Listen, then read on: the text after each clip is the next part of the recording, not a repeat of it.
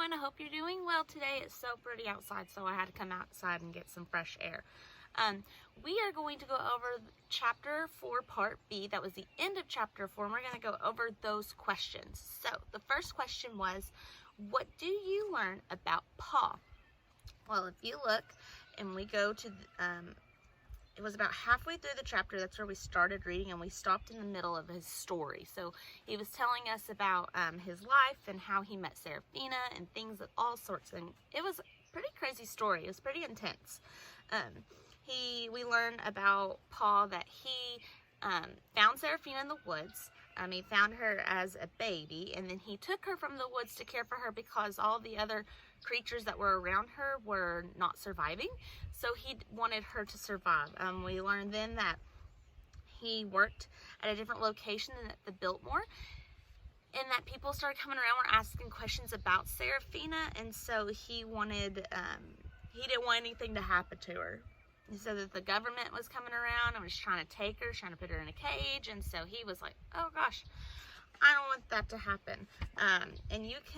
He was scared that she would get taken away. And that was really the main thing that we learned about Pa in this story, or in that chapter.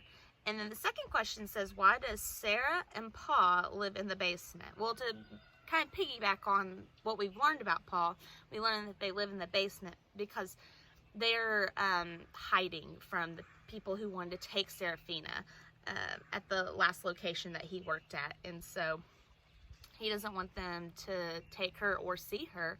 And so that is why they are living in the Biltmore basement in secrecy. So no one knows that they live there. So pretty crazy. So we're going to go ahead and we're going to start Chapter 5.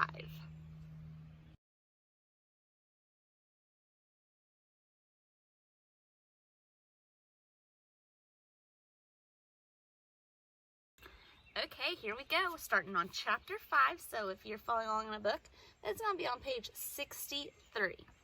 I am going to backtrack just a little bit so we can remember what happened at the end of Chapter 4. So at that moment, someone pounded on the heavy wooden door to the electrical room. So if you're remembering at this point, people are looking for Clara Brams. They're searching all over Biltmore, and Serafina went to go tell her Pa, and then Pa was telling her her life story of how she came to be. And so they were hiding in the electrical room, but now the people who were looking for Clara Bram have finally reached this electrical room to look for her. We're searching the house, a man shouted. Serafina glanced around, even though she already knew that there was no way out of the room. Open this door, shouted another man. Open up. All right, we are beginning Chapter 5. The moment her Pa opened the door, Mr. Bozeman and two other men stormed into the electrical room. Serafina clung to the metal racks on the ceiling, hidden among the hundreds of thick copper wires that ran to the floors above.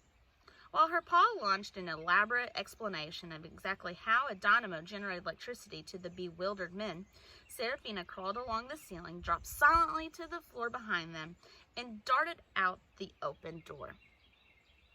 She dashed down the corridor and crawled into a small coal chute, then curled into the darkness and hunkered down. She had always had a hankering for sitting quietly in dark, confined spaces. As she peered out of the blackness through a small hole in the chute's iron door and watched the searchers go by one way and then another, her mind kept going back to the story that her Pa had told her about her birth. It infuriated her that he had waited this long to tell her. Could it really be true? Had she actually been born on the ground one night out of the darkness of the forest? Her mama, whoever she was, must have been very brave. But the more she thought about it, and the more she reckoned that maybe her mama didn't just go sauntering into the forest that night to give birth. Maybe she had already lived there. And if that was true, then what kind of creature had her mother been? And what kind of creature did that make her? What if her Pa had been wrong to take her? It was all so confusing. She felt more unsettled and disjointed than ever. Suddenly,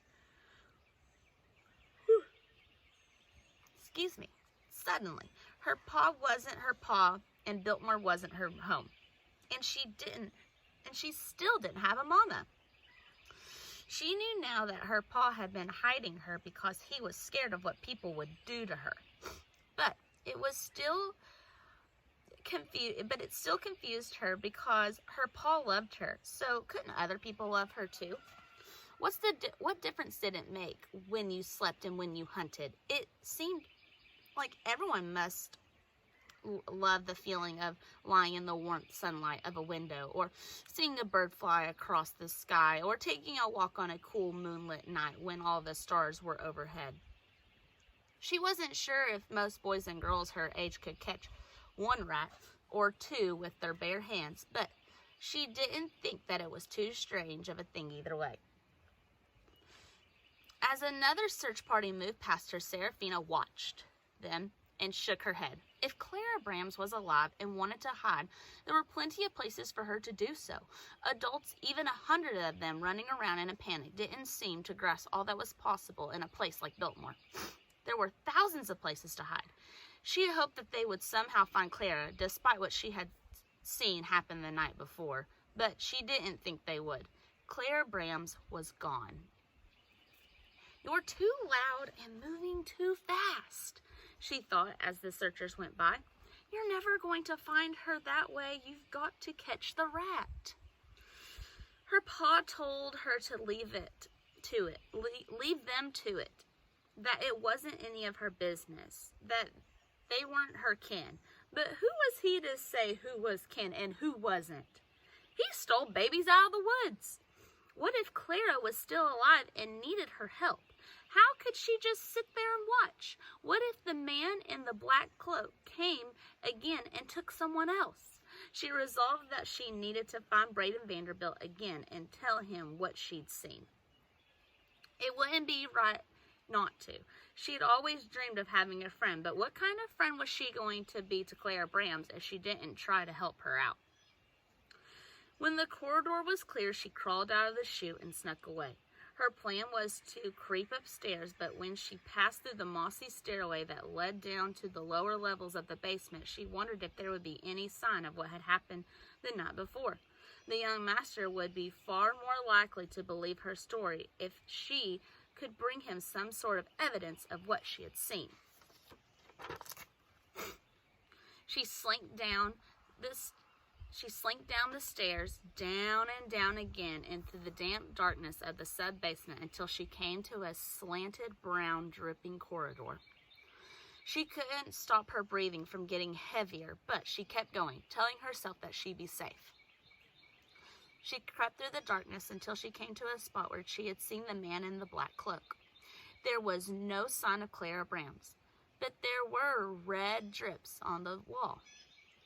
On the floor, she found a tiny shard of glass. From the broken lantern, she thought. She searched the area, but found nothing else.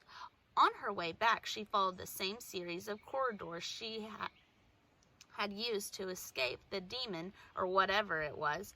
She studied the area where she had battled for her life. She spotted something lying at the basement of the wall that at first glance looked like a dead, rotting rat. It had the size and the color of one of the nasty varmints, but she took a step closer with her nose wrinkled. It gave off a prude, foul smell, but it wasn't a rat.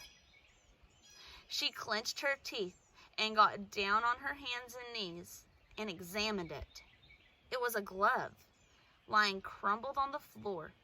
Images of the black cloak swirling around her rose in her mind, the cloak cutting her off from all she knew and loved. "It's just a glove, you silly fool," she thought, smiling at her scaredy cat thoughts, but when she picked it up, her mouth curled in disgust. Inside the glove, there was bloody patches of skin. It was so disgusting, far worse than any rat carcass she'd ever found. She forced herself to examine it more closely. The glove was made out of a fine, thin, black satin material. The flakes and patches of skin inside appeared as if they had been slotted off the hand that had last worn the glove.